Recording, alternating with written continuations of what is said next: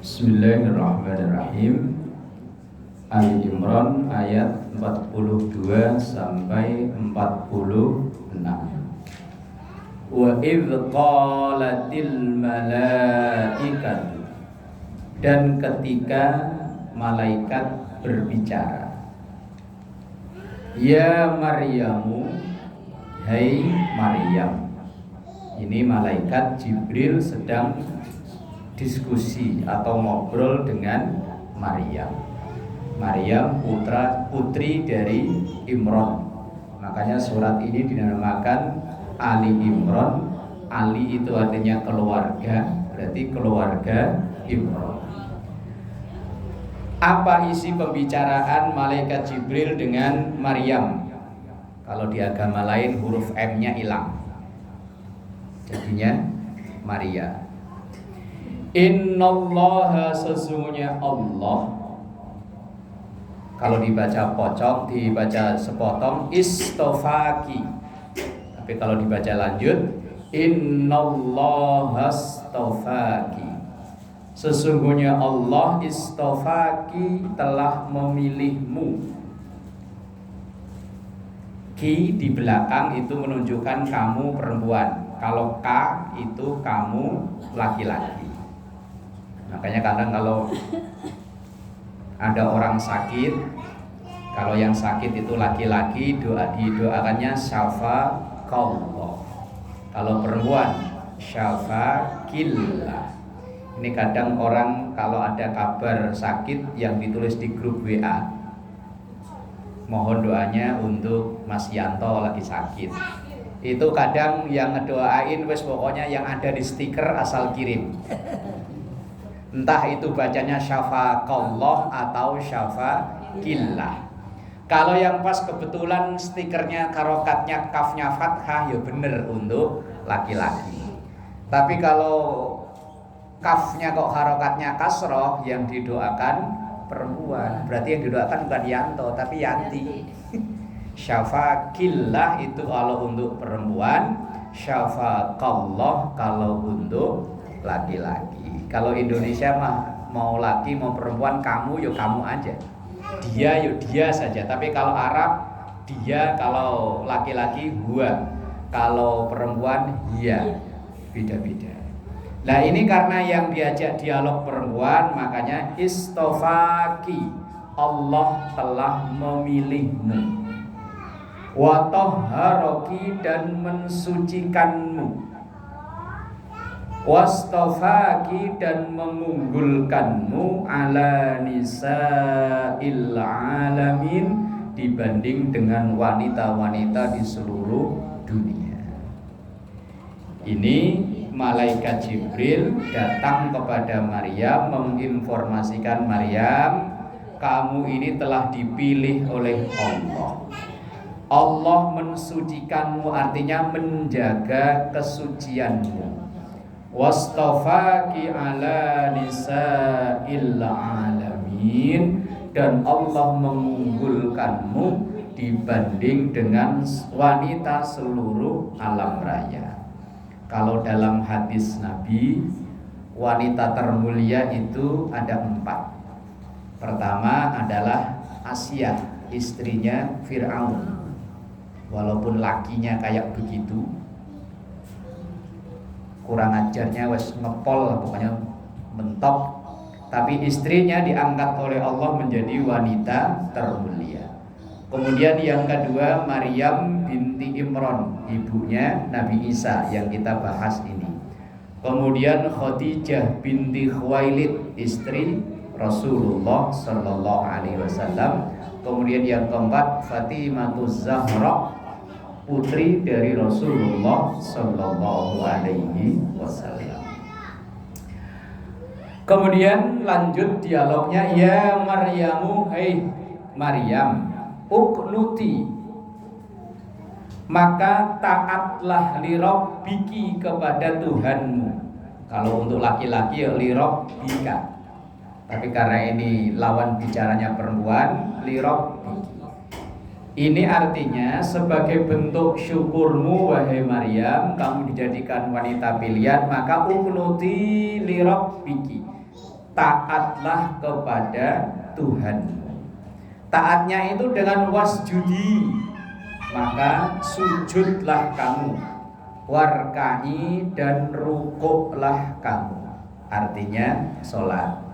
Tapi apakah sholatnya sama dengan kita sekarang? Wallahu a'lam.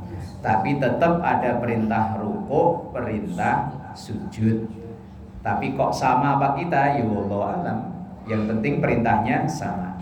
Warka'i, maka rukuklah kamu wahai Maryam, ma'arrakiin, bersama atau sama dengan orang-orang yang ahli rukuk. Artinya yo diperintah bareng-bareng. Ini dialog antara malaikat Jibril dengan Maryam putri Imran.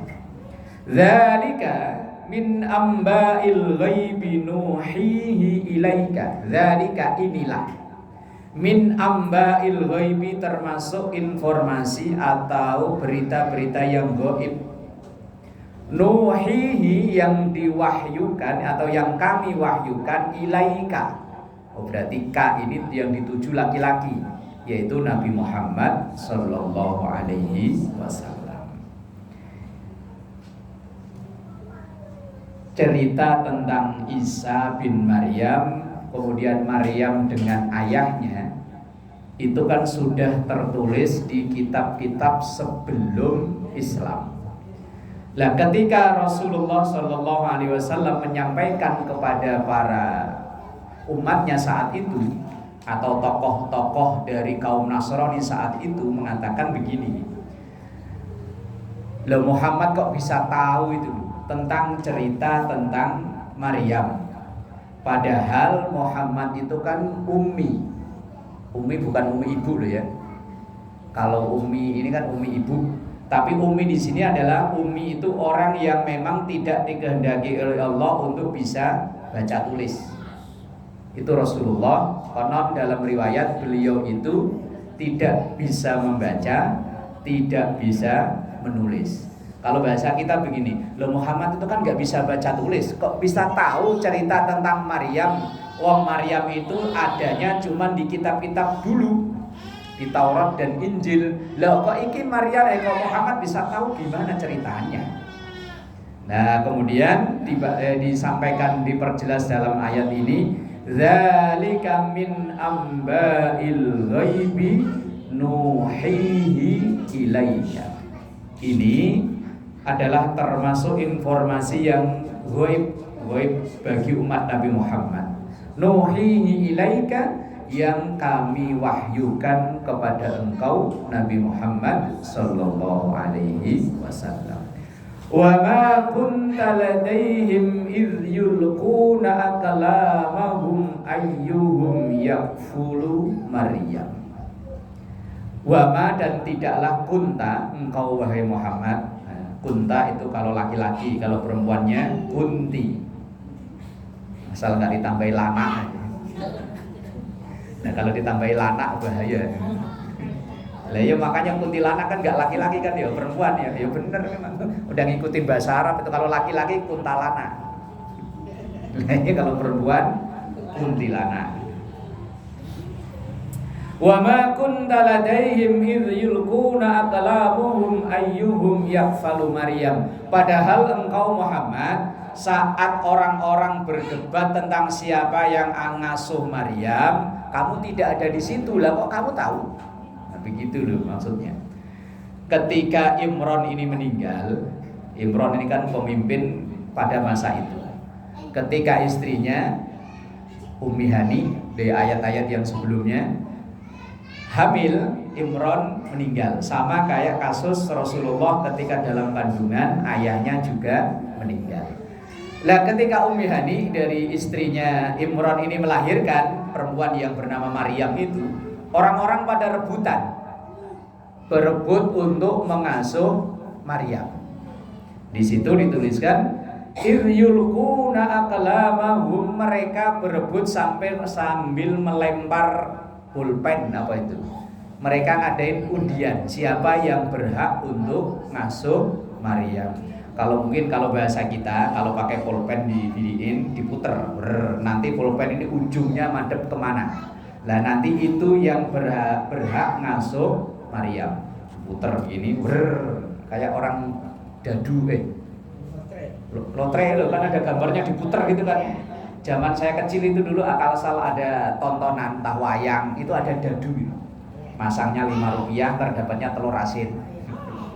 Diputer, nah ini kan gambarnya gambar macan, apa gambar sapi. Nah itu di zaman dulu, zaman sebelum lahirnya Nabi Isa itu sudah ada memakai yulquna aqlamahum, mereka melempar atau muter pulpen alat tulis. Lah kemudian yang ujungnya ini madep kemana, nanti itu yang menang. Ayyuhum yakfulu Maryam, siapakah di antara mereka yang berhak untuk ngasuh Maryam. Akhirnya yang memenangkan itu Nabi Zakaria. Begitu diputer ngadepnya ke Zakaria, dan Zakaria itu iparnya. Zakaria itu bapaknya Nabi Yahya. Maka Nabi Yahya dengan Nabi Isa itu sezaman. Sezaman itu artinya ya sepataran. Kalau bahasa seleting, nah, kalau bahasa sekarang. Wa ma kunta ladaihim idh yahtasimun. Wa ma, dan tidaklah kunta engkau berada ladaihim di tengah-tengah mereka, idh yahtasimun, ketika mereka berebut untuk menjadi pengasuh Maryam. Lah itu orang-orang pada kagum, loh Muhammad, kamu saat itu nggak ada di situ kok tahu kejadian seperti ini. Lah Rasulullah itu taunya ya zalika min amba'il ghaibi nuhihi ilaika. Rasulullah dikasih tahu ya dari wahyu Allah Subhanahu wa ta'ala. إذ قالت الملائكة يا مريم إن الله يبشرك. Ketika malaikat ngomong lagi ke Maryam, innallaha, sesungguhnya Allah, yubashiruki, karena perempuan ya, memberikan kabar gembira kepadamu. Kalau laki-laki yubashiruka bi kalimatin, dengan satu kalimat, minhu, dan dari kalimat itu akan lahir seorang laki-laki, ismuhu, namanya Al-Masih, yaitu yang bergelar Al-Masih, Isa bin Maryam, Isa bin Maryam, atau disebut dengan Isa Al-Masih. Tapi ini juga dipakai oleh agama sebelah sana, nyebutnya Isa Al-Masih. Dalam Quran juga ada namanya, memang namanya Al-Masihu Isa bin Maryam, yaitu Isa Al-Masih putra Maryam. Cuman kalau di sono nyebutnya putra Allah, kalau kita nyebutnya putra Maryam. Yo, apakah Yesus dengan Isa itu satu orang dengan dua nama? Wallahu a'lam. Yang kita yakini bahwa Isa itu adalah putra Maryam, termasuk salah satu nabi dan utusan Allah. Kalau mereka nganggap Tuhan itu urusan mereka. Yubashiruki bi kalimah, Allah memberikan kabar gembira bi kalimah, dengan kalimat, dengan kalam. Kalau mereka nyebutnya firman, ya firman Allah, dengan firman itu maka akan lahirlah Yesus Isa Al-Masih. Tapi kita nyebutnya Isa Al-Masih putra Maryam. Wajihan fid dunya wal akhirati wa minal muqarrabin. Wajihan di situ di mana ya Pak? Wajihan, orang yang saat itu yang baru mau lahir, yang diberi nama Isa bin Maryam itu nanti akan menjadi orang wajihan, populer. Di sini terkemuka. Lah ya terkemuka ada populer, terkenal. Nah ya terkemuka itu ya terkenal, ya populer, ya kalau bahasa sekarang viral. Loh Nabi Isa itu ya viralnya luar biasa, bukan hanya orang Islam, orang Kristen loh. Agama terbesar di dunia ini ya Kristen. Yo, populer seluruh dunia raya. Orang yang akan lahir ini sudah diviralkan disampaikan oleh Quran, wajihan, akan menjadi orang yang terkemuka, orang populer, orang yang viral, tenar, masyhur. Fit dunia, di dunia, bukan hanya di dunia, wal akhirati, dan juga di akhirat. Itu Quran yang menyampaikan. Lah kita ya wajib percaya bahwa ada Isa Al-Masih putra Maryam. Kalau kita, keyakinan kita Isa Al-Masih putra Maryam itu adalah utusan Allah, kalau mereka menyatakan sebagai anak, nah itu mereka. Ya kita nggak boleh ngenyek Indonesianya kledek. Ayo jangan, nggak boleh. Karena Qur'annya bilang wala tasubbul ladzina yad'una min dunillah. Kita nggak boleh ngenyek, meledek, menghina orang-orang yang menyembah selain Allah, termasuk orang-orang yang menganggap bahwa Allah punya anak. Kalau kita berkeyakinan lam yalid, bahwa Allah itu tidak beranak, juga tidak kalau mereka meyakini itu, yaitu urusan dia. Dan Nabi Isa itu wa minal muqarrabin, termasuk orang-orang yang taqarrub, dekat dengan Allah. Nah, ketika Maryam dikasih info bahwa nanti kamu punya anak, Maryam kan kaget.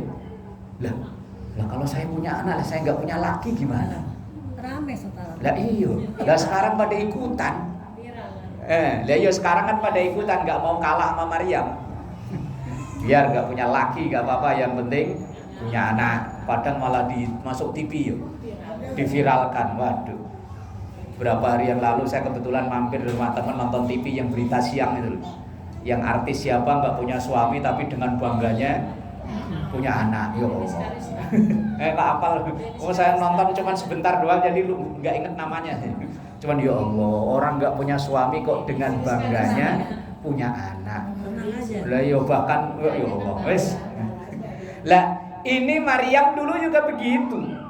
Ketika dikasih tahu sama malaikat Jibril, Maryam nanti innallaha yubashshiruki bi kalimatin minhus muhul masihu Isa bin Maryam. Allah nanti akan menganugerahi kamu seorang anak yang diberi nama Isa Al-Masih putra Maryam.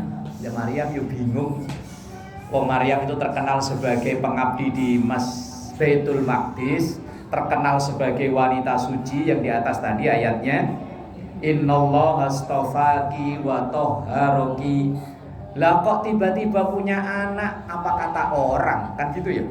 Misalnya kita punya tetangga anak perempuan, orangnya baik, pergi ke pesantren, kalau pulang nggak pernah keluar rumah, lah kok tiba-tiba punya anak? Yakin mak-mak langsung tahu kan? Ngomongnya sih nggak kenceng. Tahu-tahu punya anak. Wah, wis heboh di pasar, di majelis taklim, apalagi di majelis rumpi. Wah, heboh.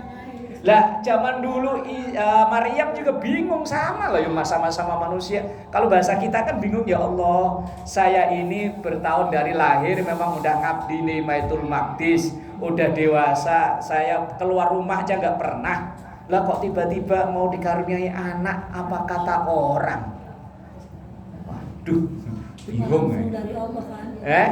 Lah iya kan situ kan bi kalimatin minhu, langsung dari Allah. Tapi kemudian dalam ayat itu ada lanjutannya sebagai solusi nanti ketika anak itu lahir. Dan ketika hamil kan Maryam bingung. Ini nanti kalau orang nanya bapaknya siapa, ngomong jawab saya apa. Tapi itu udah dikasih solusi dalam ayat itu, wa yukallimun nasa fil mahdi wa kahlahu wa minas solihin. Wa yukallimu, dan Nabi Isa Al-Masih putra Maryam itu akan ngomong an-nasa kepada manusia fil mahdi, saat masih baru lahir digendong di ayun-ayun itu. Ketika orang-orang pada ngebully habis-habisan Maryam ibunya, oh katanya wanita suci, lo kok punya anak, nggak punya laki kok punya anak. Tapi kemudian Nabi Isa ketika masih apa itu namanya ini, masih baru lahir kan di ayun-ayun mamanya itu, di apa namanya, ditimang-timang. Fil mahdi. Kalau dalam hadis kan utlubul ilma minal mahdi. Loh, mahdi itu artinya dalam ayunan. Ketika Nabi Isa ibunya dibuli habis-habisan, ia dalam timang-timang ibunya. Nabi Isa wa yukallimun nas. Bayi yang mungkin baru umur berapa jam udah bisa ngomong. Ngomong menjelaskan bahwa ibunya itu wanita suci. Kalau dalam catatan sejarah Islam, bayi yang bisa ngomong itu kan ada 3 atau 4. Yang pertama bayinya Jurej. Jurej itu ahli ibadah yang orang-orang pada syirik. Akhirnya orang-orang yang pada syirik itu bayar seorang perempuan supaya ngaku-ngaku dihamili sama Jurej itu tadi. Lah kemudian kata Jurej, saya gak ngapa-ngapain, pokoknya nanti kita buktikan kalau bayi itu lahir kita tanyain. Orang-orang kamu udah gila apa Juret? Bodoh amat, pokoknya nanti kalau bayi itu ngomong, begitu bayi itu lahir ditanya, bapakmu siapa? Yang nanya Juret, langsung bayi itu ngomong, bapak saya orang ngangon kambing. Ternyata perempuan itu dibayar untuk merusak reputasi atau nama baik si Juret. Tapi bayi itu ngomong. Kemudian yang kedua, bayinya Masitoh. Pernah dengar nama Masitoh? Masitoh itu istri pembantunya Fir'aun yang dibakar digodok direbus. Masitoh itu tukang sisir dengan sisirnya Aisyah. Ketika sisir jatuh kedengaran menyebut nama Allah. Fir'aun marah. Masitoh, kalau kamu tetap menuhankan Allah, kamu saya rebus. Awalnya Masitoh agak ragu. Wah, kalau saya mati punya anak bayi gimana anak saya? Tapi anaknya ini ngomong, nggak usah takut mak, mati biarin. Yang penting kita langsung ke surga bareng-bareng. Bahasanya gitu. Nanti kalau saya Arabin juga terjemahin lagi loh ya. Wes bahasa gampangnya gitu, mak udah nggak usah takut. Nanti kalau kita direbus bareng-bareng ke surganya bareng. Artinya maknya langsung ya udah kalau gitu yakin kita berdua. Ini bayi baru lahir. Masitoh, akhirnya direbus bareng berdua. Kalau ayam direbus ya enak. Ini orang sama emaknya sama anaknya.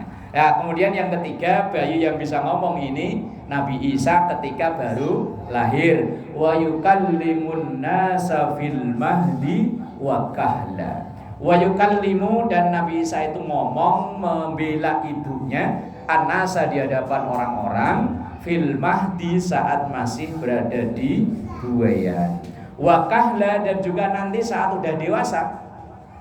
Wa minas solihin, Nabi Isa itu termasuk orang-orang yang solih, dan keluarganya termasuk orang-orang solih yang gak mungkin berbuat zina, yang gak punya suami tiba-tiba punya anak. Lah kalau Maryam ini memang anugerah dari Allah Subhanahu wa ta'ala. Lah ketika orang-orang pada mana mungkin gak punya laki punya anak, lah pembelaan tetap datang. Hawa punya bapak gak punya ibu, yo lahir.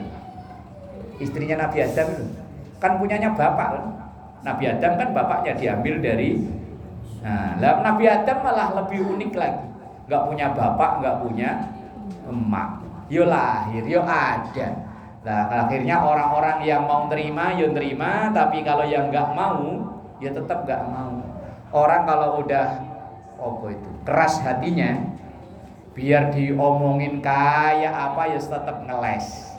Tapi orang yang terbuka hatinya ketika dikasih tahu, diberikan alasan, diberikan jawaban, mereka mau terima. Akhirnya orang-orang yang menerima Nabi Isa itu nanti di ayat entah berapa ada namanya Hawariyun. Hawariyun itu orang-orang yang menjadi murid setia Nabi Isa. Tapi di dalam agama lain nanti ceritanya berbeda. Kalau dalam agama Islam namanya hawariyun. Wallahu a'lam bishawab. Al-Fatihah.